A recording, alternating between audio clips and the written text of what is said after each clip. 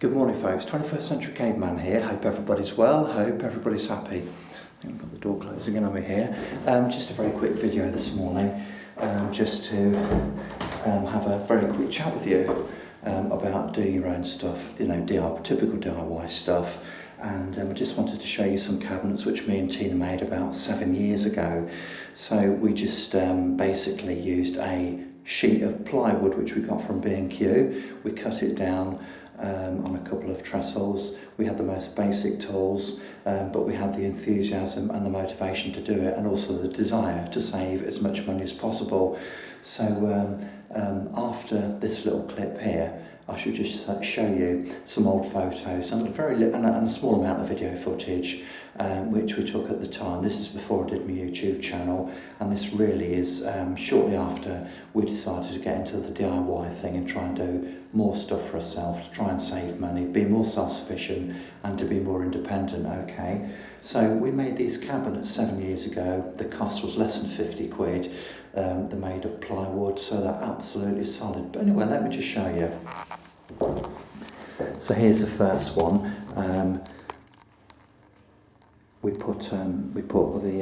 Basically put some framework in, screwed it, and it took us a couple of weeks, I should think, to make these off the top of my head. Just put some framework in. Look if you can see that. Okay, put some framework in, and then basically built up around it. All of these doors are made of plywood. I think it was 12mm plywood, something like that. Just put some batons on the walls there. We just glued them in using very strong glue. Once again, we've got some really, really nice sturdy shelves on here, and this is absolutely solid. I mean, if you were to get a cabinet maker to make that cabinet, you won't get change out for a few hundred quid. Obviously it fits into that recess perfectly. It's ever so strong and it looks pretty decent. And what we did basically, I just got some strip wood, and we didn't even have clamps and stuff like that. We just got some strip wood, just glued it onto the plywood, and then used some decorator's caulk in the where the joins are, look, and just painted everything over with some proper paint. But stuck a few hinges on there, got some magnetic catches on the bottom, and I think they're really nice.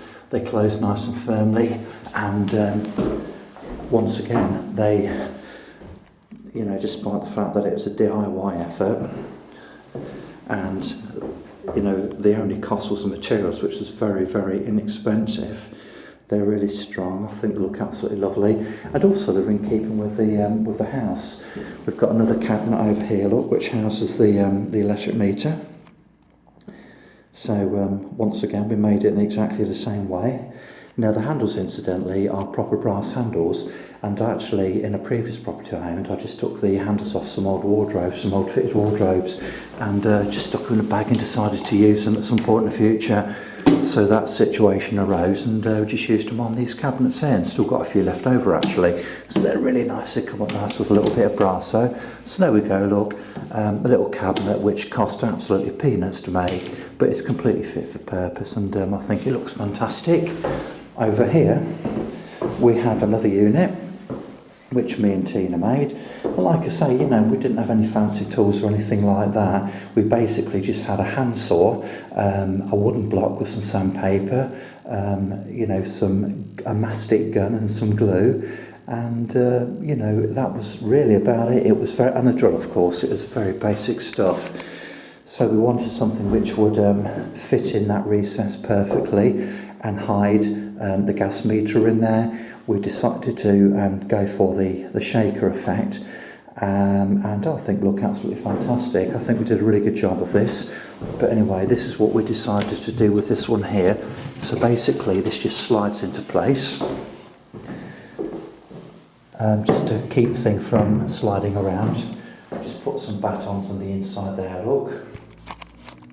In fact, we just pinned those in, glue them, and once again just use some decorator's caulk just to seal the edges, and then paint it over.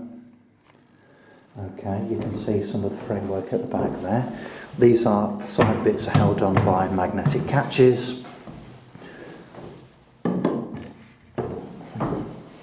And so is this one here. Anyway, so you can see the magnetic catches in there.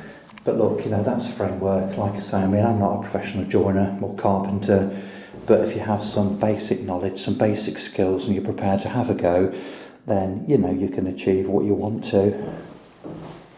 And as I say, me and Tina made those. I'm very proud of them indeed. And we had little, if any, proper sort of experience doing various trades, that sort of thing. This is all DIY stuff, okay?